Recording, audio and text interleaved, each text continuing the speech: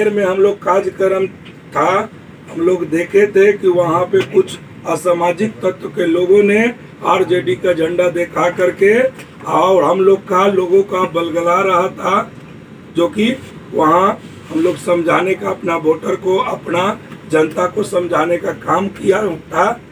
इसलिए हम लोग का लोजपा हर प्रखंड में बहुत मजबूती से काम कर रही है और हम लोग रामकृपाल यादव जी को बहुत ज्यादा वोट से हम लोग अगली बार जिताने का काम करेंगे। बीर में भी रामकृपाल यादव की प्रचार गाड़ी को में तोड़फोड़ की गई है। हाँ, तो बता तो रहे कि असामाजिक तत्व के लोग जो 90 का दशक था, वो 90 का दशक फिर से वो लोग लाना चाहते हैं, तो ऐसा नहीं होगा। कितने टन मनेर के लड्डू का ऑर्डर दिया?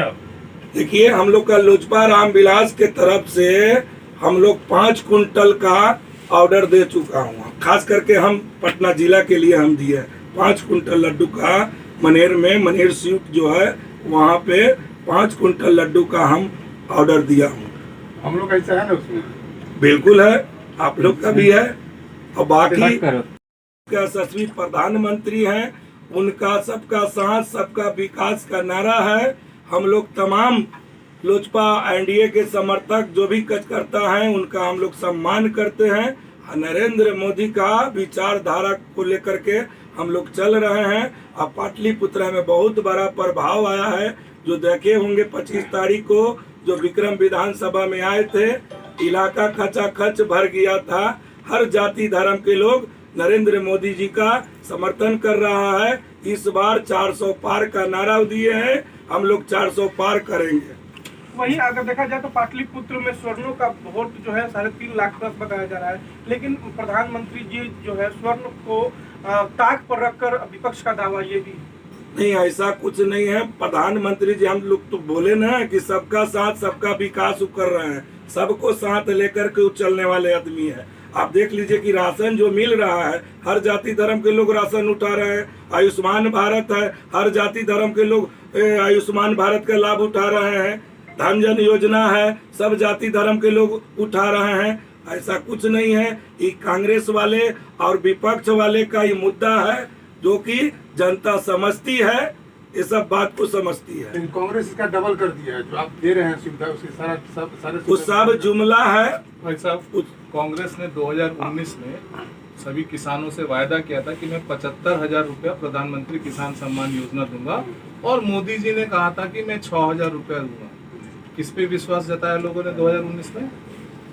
वायदा करने से नहीं होता है, वायदा कौन कर रहा है, उसकी नीयत क्या है, उसकी स्टैंडिंग क्या है, उस पर डिपेंड करता है। सवर्णों की जब बात आती है, ईडब्ल्यूएस रिजर्वेशन किसने दिया? क्या कांग्रेस ने दिया था? मैक्सिमम टाइम उनका शासन था, क्या कांग्रेस ने ईडब्ल्यूएस रिजर्वेशन दिया था?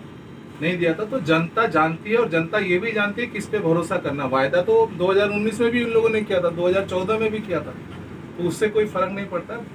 और खास एनडीए की सरकार आती है तो क्या ये जो 200 यूनिट बिजली जो तेजस्वी यादव मुफ्त देने का वादा कर रहे हैं, ये एनडीए सरकार भी देगी जनता को? देखिए, एक चीज आप समझिएगा, बिजली का 2 हिस्सा होता है। एक हिस्सा होता है ट्रांसमिशन लाइन, जो केंद्र सरकार के ऊपर होता है, और दूसरा हिस्सा होता है जो सेल परचेज माने खरीद बिक्री, ये राज्य सरकार का हिस्सा होता है। आप किसकी बात पे मेरे से सवाल पूछ रहे हैं? मैं इस तरह से हवा में बात नहीं करता। तो केंद्र और राज्य दोनों में तो नहीं, बिजली खरीदना और बेचना बिल्कुल गलत है। बिजली खरीदना और बेचना टोटली राज्य सरकार का काम है। हाँ, ट्रांसमिशन लाइन, पावर ट्रांसमिशन, घर घर बिजली का जो बिजली के तार को पहुंचाने की जो काम है, वो केंद्र सरकार करती है। बट क्षमा चाहेंगे सर, लेकिन राज्य में भी तो एनडीए की सरकार है, आप शायद बोल रहे हैं कि आप उस पार्टी के रिप्रेजेंटेटिव से सवाल कर रहे हैं जिन्होंने बिजली के दाम पे सबसे ज्यादा आंदोलन किया है। उसकी वजह से आप देखेंगे कि बिजली के दाम में घटा भी शुरू हुआ है, और इस बार भी मार्च में बिजली का दाम थोड़ा सा ही सही घटाया गया है। तो हम लोग का तो सतत प्रयास इसमें रहेगा ही। ऐसा तो नहीं ना, केंद्र सरकार का काम नहीं, ये राज्य सरकार का ऐसा तो नहीं, ऐसा तो नहीं ना कि चुनाव को देख मद्देनजर घटा दिया गया है। नहीं, चुनाव के मद्देनजर नहीं। जब हम लोजपा रामविलास ने जब आंदोलन किया था बिजली के खिलाफ, तो हम लोगों ने ट्रांसमिशन लॉसेस पे पॉइंट उठाया था। आपको पिछले साल अगस्त के आसपास बिहार सरकार ने ये घोषणा किया कि उनका ट्रांसमिशन लॉस 22% हो गया।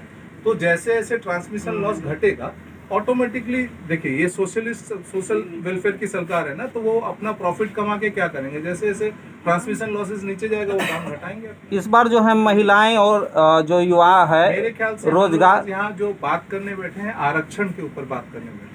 क्या प्रदेश जिलाध्यक्ष जी, आप ये बताइए कि आज के प्रेस कॉन्फ्रेंस का उद्देश्य क्या हम है लोग और का क्यों mainly- बैठे हैं वहाँ बताइए। हम लोग मेनली आज आरक्षण के ऊपर जो अफवाह उड़ाई जा रही उसके ऊपर सिर्फ पाटलिपुत्र की जनता को याद दिलाने के लिए बैठे हैं। आजादी से लेके आज तक अगर किसी ने आरक्षण दिया है तो सिर्फ जनता पार्टी या भारतीय जनता पार्टी की सरकारों ने दिया है, एनडीए की सरकारों ने दिया है, कांग्रेस ने कभी भी नहीं किया। लेकिन विपक्ष का कहना है सब पार्टी विपक्ष क्या कहना चाहता है, पहले मैं जो कहना चाहता हूँ वो सुनिए, क्योंकि मैं फालतू बात नहीं करूंगा। जो कागज पे है, जो इतिहास हो चुका उसी का। 1950 में अंबेडकर साहब रिजाइन करते हैं, 5 पॉइंट होता है रेजिग्नेशन लेटर में। दूसरा नंबर पॉइंट होता है कि ओबीसी के प्रति जो न्याय करना था, जो संविधान सभा ने चर्चा किया था, वो कांग्रेस ने नहीं किया। करेक्ट। ओबीसी का जो कमीशन बनता है उसको संवैधानिक दर्जा नहीं दिया गया। किसने संवैधानिक दर्जा दिया गया? 2014 के बाद नरेंद्र मोदी सरकार ने। उसके बाद मंडल कमीशन किसने लगाया? जनता पार्टी ने। उसके पहले ओबीसी कमीशन के ऊपर ये लोग कुंडली मार के बैठे रहे। जब जनता पार्टी की पहली सरकार आई तो मंडल कमीशन का गठन हुआ। ठीक है, उस 52% जनसंख्या है भाई ओबीसी की, और ये संविधान सभा बोल चुकी थी। उसके बाद फिर कांग्रेस सरकार आई। आपको मैं याद दिलाना चाहूंगा, मैं कोई भी बात ऐसा नहीं बोलूंगा जो ऑडिटेड नहीं हो। राजीव गांधी ने अपनी जिंदगी का सबसे लंबा भाषण दिया था। अपनी जिंदगी का सबसे लंबा भाषण जो उन्होंने दिया था वो दिया था मंडल कमीशन के खिलाफ। ठीक है, फिर वीपी सिंह की सरकार आई, मंडल कमीशन लागू हुआ, इनकी सरकार गिरा दी गई। मुझे ढंग से याद है, हम लोग उस समय कॉलेज में पढ़ते थे। वीपी सिंह ने स्टेटमेंट दिया था कि मेरी टांग तोड़ दी गई है मगर मैं गोल मार चुका हूं। किसने बोला था? वीपी सिंह ने, जिन्होंने मंडल कमीशन लागू किया। उसके बाद आती है फिर से कांग्रेस सरकार, कुछ नहीं होता है। रंगनाथ मिश्रा कमीशन आता है, जिसमें वो तो भगवान का शुक्र था कि रामविलास पासवान जैसे प्रबुद्ध स्टॉलवर्ट एससी नेता थे संसद में। रंगनाथ मिश्रा कमीशन ये बोलता है एससी कन्वर्टेड एससी को उसमें एससी एसटी एट्रोसिटीज एक्ट में वो करने के लिए। अब एक बात आता है, ये कन्वर्टेड एससी को आप जोड़ देंगे तो वो मतलब क्या कि जो हिंदू एससी है उसके ऊपर अगर कोई मुसलमान एससी अत्याचार करे, हिंदू एससी उसके ऊपर एससी एसटी एट्रोसिटीज केस में एक्ट नहीं कर सकते। ठीक है, उसके बाद क्या होता है कि अपना अर्जुन सिंह 2006 में एजुकेशनल इंस्टीट्यूट्स में रिजर्वेशन लेके आते हैं ओबीसी का, उनको राजनीति से गायब कर दिया जाता है। 2009 के चुनाव में उनकी किसी भी परिवार के सदस्य को टिकट नहीं दिया जाता है, उनकी राजनीति खत्म कर दी जाती है सिर्फ इसलिए क्योंकि उन्होंने ओबीसी आरक्षण दिया था।